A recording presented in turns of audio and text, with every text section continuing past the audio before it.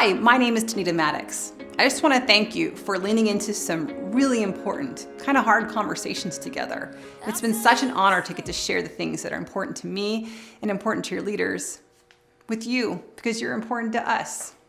I want to tell you a story now about a time my husband, back when we were dating, surprised me. So we'd been dating for not very long, and he took me out on a date to a special restaurant and had been acting weird all day long. And we ordered coffee at the end of the meal. My coffee cup showed up empty. There was no coffee in it, and thought that was weird. And when I looked inside, wouldn't you know it, at the bottom of that coffee cup was a ring. And I started to freak out. We hadn't really been talking about marriage, and I was realizing that what was happening was he was proposing to me in that moment, and he had surprised me. He got me. And I looked up and I looked at him and I said, I think I'm going to throw up. That was my big romantic response to being asked if I wanted to marry him. He laughed, of course, and hugged me and all those things. And while I realized I never actually maybe said yes, we did get married. But him putting that ring in that coffee cup and showing it to me, he was proposing to me. He was asking me to consider spending the rest of my life married to him. And that kind of question, that kind of showing of love, it needs a response. We talked about Jesus dying on the cross and then rising again, coming back to life to pay for the costs that our sin had caused and to make there a way for us to be in a relationship with God, removing the barrier that was between us and him. So now the question is this: do we want God? Do you want God to be the center of your life, for everything to revolve around him instead of everything revolve around me? His kind of love needs an answer. So how do we do that? So this is the Jesus Storybook Bible. This is one that I use with my kids, and I just really like it, so I wanted to share a story with you from it. Now, this is a story that Jesus told to people so that we would understand about who God is and who we are. So in the story, God is the dad, and we are the son. Those are the characters in the story. So God is the dad, and we are the son. Jesus told a story about a boy who ran away. Once upon a time, there was a boy and a dad. Remember, we're the boy and God is the dad. Now, one day the boy got to thinking, maybe if I didn't have my dad around telling me what is good for me all the time, I'd be happier. He's spoiling my fun, he thinks. Does my dad really want me to be happy? Does my dad really love me? The son had never thought of those things before, but suddenly he doesn't know anymore. Sounds like that same search for freedom that we talked about before. I want to do whatever I want, wherever I want, with whoever I want, however I want. So the son goes to the father and says, Dad, I'm better off without you. I can look after myself. Just give me your share of the money. In other words, he's saying, Dad, I wish you were dead, and I want my inheritance. That money is more important than your life. His father is sad, but he won't force the boy to stay. So he gives his son what he wants. And the son takes the money and goes on a long, long journey to a far off country. And everything's wonderful and perfect for a while. He can go wherever he wants, do whatever he wants, be whoever he wants. He is the boss. He is free. Sometimes he gets a strange, hungry, homesick feeling inside of his heart. But then he just eats more or drinks more or buys more clothes or goes to more parties until that feeling goes away. After he spent everything, there was a severe famine in the town and no one gave him any food. And soon he runs out of money, and so do his friends. And he ends up getting the only job he can find, feeding pigs. One day, he is so hungry and so desperate, he even tries the pig food. What am I doing? He asks. How did I get here?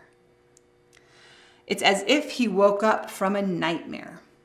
He spit the food out of his mouth and said, "My father is rich, and here I am in a pig stall eating the pig food." He wipes his mouth and says, "I'm going home." As he starts for home, though, he begins to worry. Dad won't love me anymore. I've been too bad. He won't want me for his son, so he practices his "I'm sorry" speech. All this time, what he doesn't know is that day after day, his dad had been standing on his porch, straining his eyes and looking into the distance, waiting for his son to come home. He just can't stop loving him.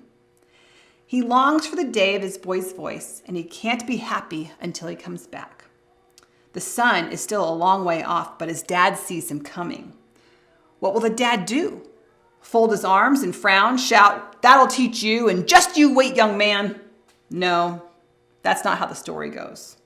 The dad leaps off the porch, races down the hill, through the gap in the hedge on the road, and before his son can even begin his "I'm sorry" speech, his dad runs to him, throws his arm around, and can't stop kissing him. There's the dad running to his little son.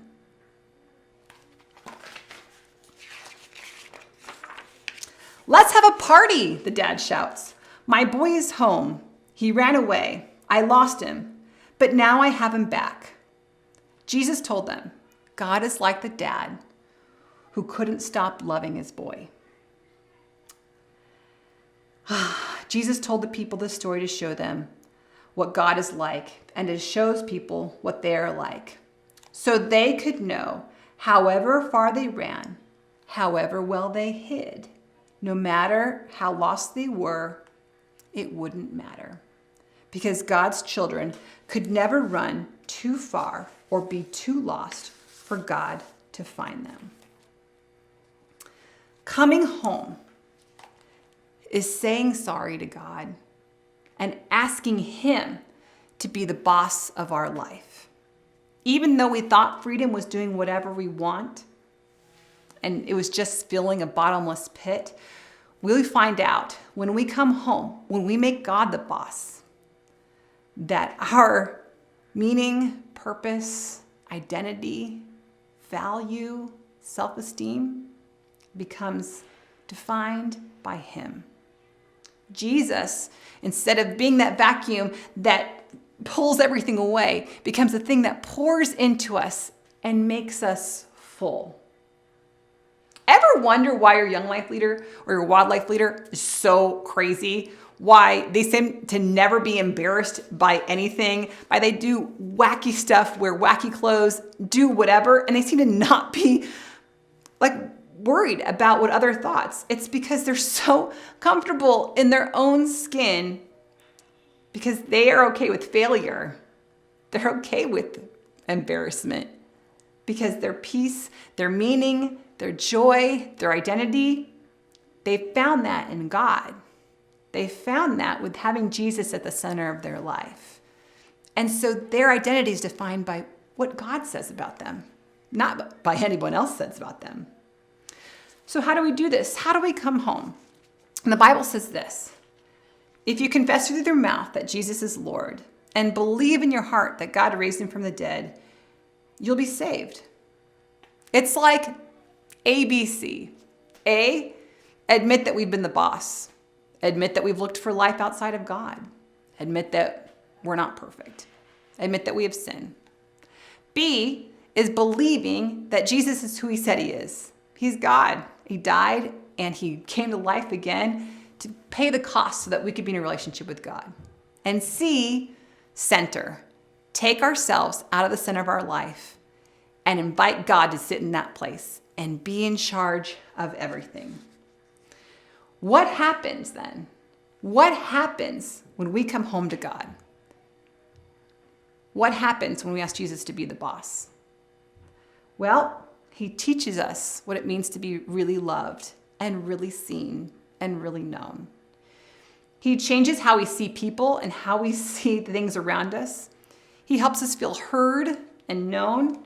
He becomes our safety net and the perfect Father. He helps us see our purpose. Deciding to follow Jesus and have him be the boss is kind of like being married. Some days I'm a great wife. Some days I'm not. But every day I wake up and I'm married.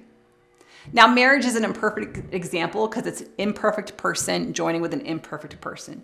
And in this, we're talking about an imperfect person joining a perfect God. And that makes all the difference.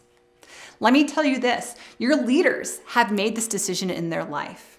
Ask them. Ask them their story. Ask them what they were like before. Ask them what made them decide to come home. Watch them, spend time with them, learn from them. And they'll help you understand what it means to live with God at the center of your life.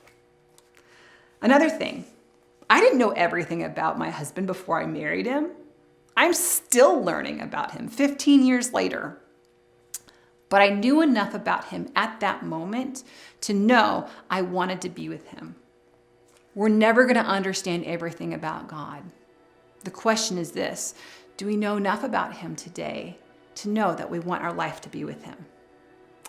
Look, we respect your process. We respect you. That's why we have these important conversations. And I want to be clear, there's no in between in this. There's yes or there's no. So if I was asked to be proposed to, if I was asked to be married, and I said, you know what? I really like you. I really love you, actually. Can we date for longer? Can we talk about this more? I just need more time. The answer right then is still no, but always welcome. No matter what you decide, you are always welcome. He is like the Father in the story. God is like the Father in the story. He will always be looking, waiting for us to come home. The question is this, are you ready? Are you ready to come home?